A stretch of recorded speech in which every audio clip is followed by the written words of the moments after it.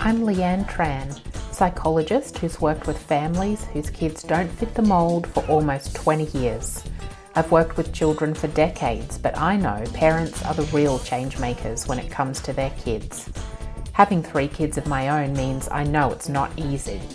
Parent Like a Psychologist is all about simplifying how you support your kids with psychology information filtered through years of experience to take you from overwhelmed to confident.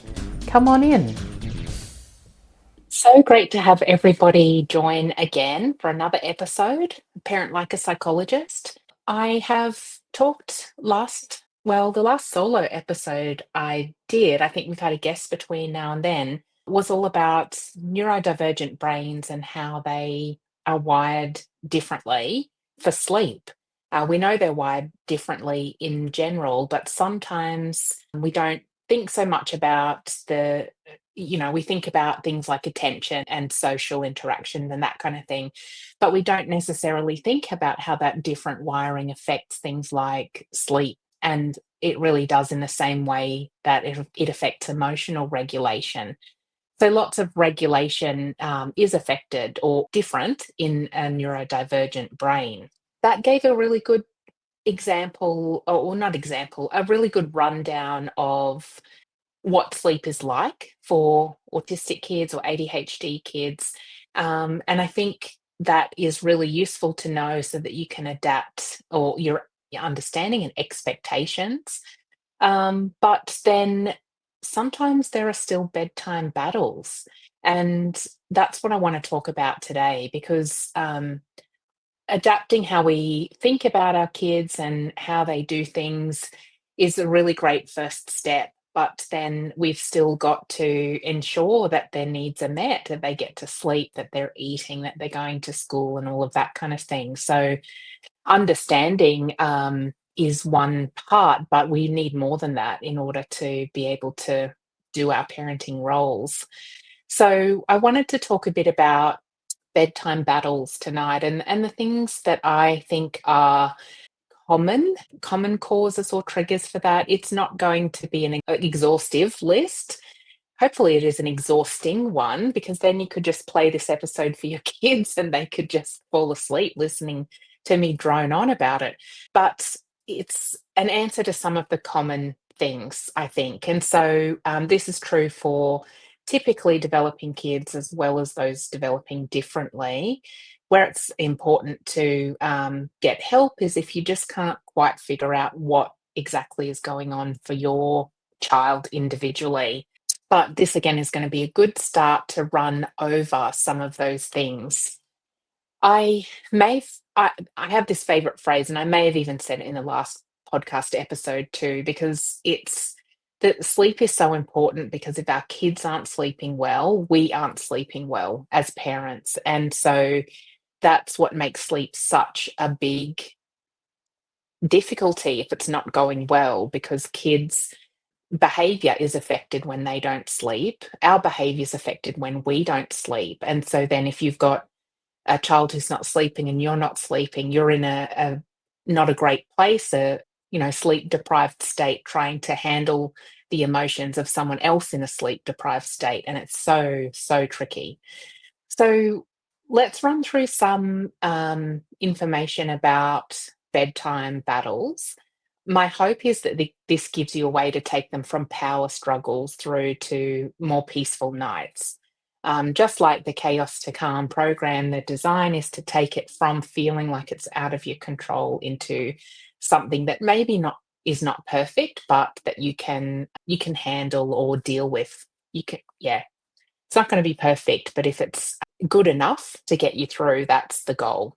So I thought maybe it would be worth talking about why kids resist bedtime and how to establish yourself as being in charge of the situation, but without causing or creating conflict. And then an idea about how to think about the routine that might work for bedtimes. As it's important to take this all in the context of last time's episode as well on neurodivergent brains and sleep, because It will help you, that episode will help you understand that there are some things that are outside of your child's control and beyond their ability to regulate at this time.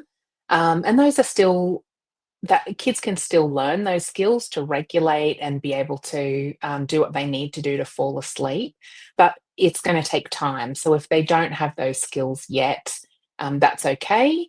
But the focus of and you know, there are things that you can do to help with that, and we've covered that. I've covered that in lots of other places. But tonight, I'm just today. Sorry, I keep saying tonight because I'm talking about sleep. Today, I'm focusing just so much on those, on when it becomes a battle of wills. Yeah, that's not enjoyable. So let's break apart that a little bit. There's probably two common reasons I find that kids might resist a bedtime routine. And this is, I guess it means there are other times that might make it hard. It's hard to switch off, it's hard to regulate, and all of that kind of stuff. But this is why children might resist, might willfully be wanting to avoid the bedtime. And the first one is well, I guess yeah, maybe there's three now that I think about it. The first one is fear of missing out. And this is common, I think, I mean, it's common in typically developing children, also a lot on with ADHD kids as well, who think there's going to be much more fun stuff going on when they are sent to bed. Sometimes this can happen too with siblings if you've got kids of different ages as well. And I know this is one that my youngest feels as well, when legitimately bedtime should be a bit earlier because of the age difference. But there is this real fear of missing out on the fun stuff that's going on. And so kids can want to avoid bedtime or stay up later because they want to be in on all of the action and excitement. So fear of missing out is one big thing. The other one I was going to mention is fear in general as well. And so I think if kids are anxious, then what that fear feels like is it's a separation to go to bed at night. If kids are anxious and fearful, they would probably prefer to stay with you. And that means sometimes looking like not wanting to go to bed. So it could be fear of missing out, it could be fear in general. The other thing, it is a lot of the time is control and autonomy as well. Kids want to be in charge a lot of the time, or enough of the time that they feel pretty good about their life and their day. So if all children are different in this way as well, so all kids will have a different threshold for independence. And so if kids are feeling like they're not getting enough opportunity to make choices and be independent, that means that they might try to their behavior is looking for opportunities to control and be autonomous, be in charge of themselves and independent. Um, we've I've talked in another episode about PDA, which is often talked about in. So I guess it's a recognition that there are some kids who need a lot more independence, and potentially they show a lot more defiance during the day because they really want to be in charge of things. And those kind of kids are probably more likely to want to be in charge of bedtime as well. So it's the three kind of areas. One is fear of missing out, fear in general, and then also just a big push for being independent and wanting to be in charge of their own lives. There are a couple of ways that you can try to establish. I mean, I've got in the note here, establish authority without creating conflict. It's not really authority, I guess, when I say it, is in the sense of connected parenting where you don't want to be like someone who makes all the choices, like a dictatorship, but it's about authority really means that you're in the position of being the bigger, stronger, wiser, kind person who is in charge. And that's what lets kids relax because they know they don't have to be in charge at the young age of 8 or 10 or 12. So, what I mean by that authority, I guess, is for them to know that someone else is in charge of this. An adult is in charge of this because it shouldn't be up to kids to make all these decisions about themselves at a young age. And so, how you can do that is through setting really clear expectations, but also trying to problem solve through this stuff collaboratively with your kids. So, firstly, to set clear expectations, I think I have talked before about how routines are really important for kids. And this is an example of that. So, having a really clear expectation of when bedtime should be and trying to stick with that as much as possible. You can use things like visual charts and reminders, which helps kids with their executive functioning challenges. Sometimes written agreements are good as well, and that's useful often with kids who might really like to test the boundaries or want to be in charge. And so for that, you could develop an agreement with your child where you're saying, okay, we are going to have bedtime at this time, but let's see how it goes. We're going to do this for 2 weeks or for a month or something, and then let's have another conversation and see if it's still working for everybody or not. Sometimes, if you don't have a good solid bedtime that's predictable to start with, it's good to do something like that. So it's not such a big change for kid. You're going to monitor it over time. Some of the ways you might be able to monitor it are if, for kids, if you're still having trouble getting up in the morning and we're rushed for school a lot, we're going to have to bring that bedtime a bit earlier. And so you can do it by 10, 15 minutes at a time and just see if you can try and find the good spot at which it seems agreeable to everybody. That's an example of that collaborative problem solving I was talking about. So, collaborative is a fancy word for just jointly doing it with somebody else. So, problem solving with your child is such a good idea. There's a guide for that on my website in the free section. So it's learn.leannetran.com.au/free. And it's based on, I'm trying to think, Ross Green's work. But it's really the idea is that your kids will have lots of information that's going to be helpful in solving these problems. They often will tell you and can explain why certain things in the bedtime routine don't work. Um, and I know that from my own experience with my kids as well. And they say, look, it's just because of this reason. And I think, oh, okay, I didn't realize that. I didn't know that. So then I could use that to try and come up with a better solution together. So yeah, clear expectations, but it's something that you can problem solve with your child as well. You don't have to set it down like you're the boss of everyone and it's your way or the highway. You can be in charge while also listening to everybody's point of view and trying to make a solution that works for everyone. Some of the things that we've talked about before, I just wanted to touch on again. So, why kids resist bedtime. If they've got fear of missing out, fear in general, or want to be in charge, those are things that you might need to identify as skills to teach your child how to handle over the long term. And that yeah, so for example, if it's anxiety, then working on anxiety with a psychologist or going through a program that will help you teach your kids that stuff together. And if it's fear of missing out, then maybe that's also working with them about understanding that there's lots of other fun stuff during their week and that kind of thing. But it's important too to think about because now I'm going to talk about the routine, or how to have that peaceful kind of transition at bedtime, and keeping that idea in your mind of why kids don't want to go to bed is going to be really valuable when you think about the routine. So there's two main things I wanted to talk about in terms of the routine.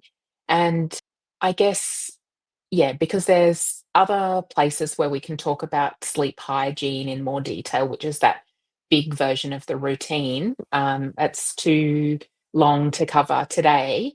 But that is also in the course about supporting neurodivergent kids in their sleep, the sleep program, little mini course you can do with me. But today I just wanted to talk about trying to have some gentle warnings so that there's a bit of you're letting your kids know it's not a shock, basically, by giving gentle warnings and then positive reinforcement. Gentle warnings just really means things like a countdown time to ease the transitions. This really depends on your kid's age and how well you've communicated the routine. I always recommend doing it through visual information where possible, especially when kids are young. But so letting them know, for example, it's whatever the time might be, it's 10 minutes until 7 o'clock, and that's when we need to go upstairs for bedtime. So it's just giving those gentle reminders. Whereas if your kid's in the middle of doing something and you say, all right, well, it's bedtime, and they're thinking, what? I'm not finished. I have this in my mind. It just really doesn't go smoothly. So trying to give reminders is really important. The more your kid struggles with transitions, I would say the more reminders they might need. And so that might mean it's not just the reminder at bedtime, it's the reminder that starting maybe, it's 10 minutes until dinner. And then once you're doing dinner, it's almost time to finish and go and tidy up. And then, it's almost time to go and get changed and brush your teeth. It's almost time to read and all of that kind of stuff. It's so if you're keeping in mind too that if your child's got the fear of missing out or fear of anxiety, try and think about that into this transition. So if your child has the fear of missing out, you don't want it to seem like they're going to bed so that you can do lots of fun stuff without them. So that might mean turning all the lights in the house down and everyone's kind of doing that same thing. So you're not in the middle of playing this great board game with the big kids, for example, and then saying, "Oh, well, you have to go to bed now." That's just not going to work out well. And another thing too is if your child's got that anxiety fear, you build in some reassurance into the routine. So it might be things like asking, do you have, is there anything on your mind, anything you want to tell me about? And maybe then letting them know about that connection to you that will stay even though they go to sleep. So for me, it's often telling my kids, or the ones that have struggled more with anxiety anyway, I'll turn the light out now and say goodbye. I'll be just right here, if you need anything. So it's letting them know where you'll be in the house. And sometimes it's building connections to the morning too, then, and say, I'll see you in the morning. I will be really excited to, read with you then or help you get ready for school or whatever it might be. So you're building that, letting them know that even though they're going to sleep, they've still got that connection with you there. And then the other thing is positive reinforcement as well. It's really such a powerful tool for encouraging kids to do things that they don't always necessarily want to do.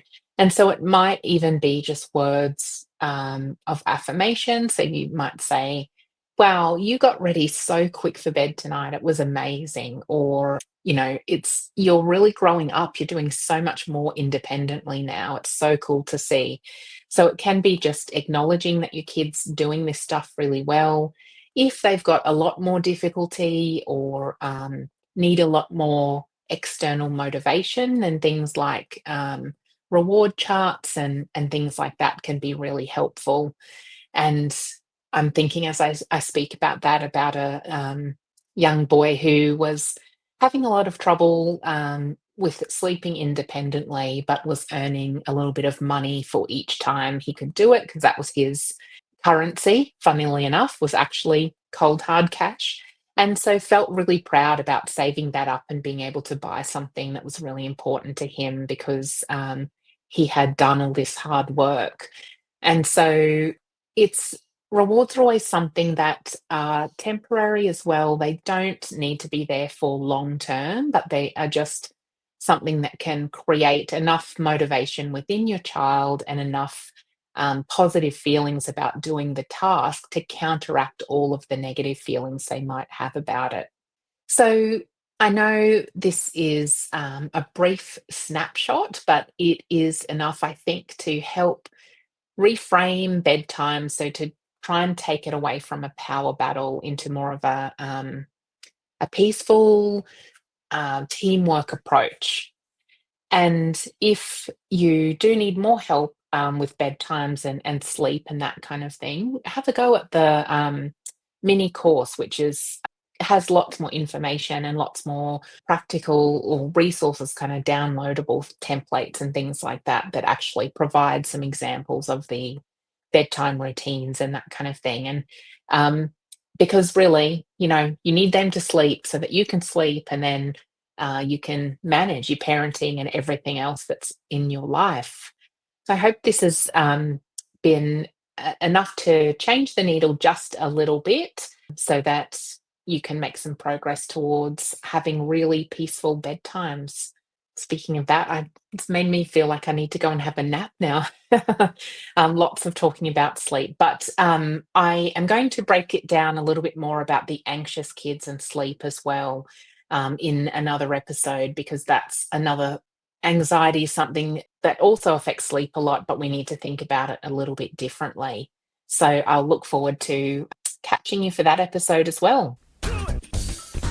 Thanks for listening to this episode of Parent Like a Psychologist.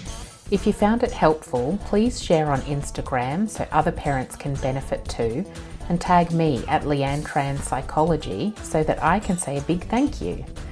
Head over to leannetran.com.au to join the village for bite-sized psychology tips straight to your inbox. I really hope this podcast has brought a new perspective and you a step closer towards a calm parent and a thriving child. Have a delightful day.